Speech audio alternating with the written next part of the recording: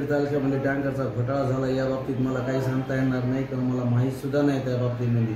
परंतु या वर्षी जे टँकर लागलेले आहेत आणि त्याचे जेव्हा देयक आपण मी पारित करणार आहे त्यावेळेस 100% त्याची खात्री करूनच देयक देणार आहे।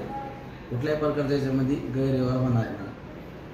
टँकरच्या बाबतीमध्ये सदर म्हणजे टँकर यांचा जो ठेका आहे नगरवरून सुटलेला आहे आणि त्याच्या बाबतीमध्ये पाथर्डी तालुक्यामध्ये जे टँकर सुरू आहे त्याच्या बाबतीत तक्रारी आलेल्या आहेत। त्या तक्रारीच्या अनुषंगाने आपण त्यांना कारणे नोटीस दिलेल्या आहेत। त्यांनी कारणे नोटीसचा खुलासा पण सादर केलेला आहे आणि आपण जी म्हणलं ती तक्रार वरिष्ठाकडे म्हणजे नगरला दिलेली आहे।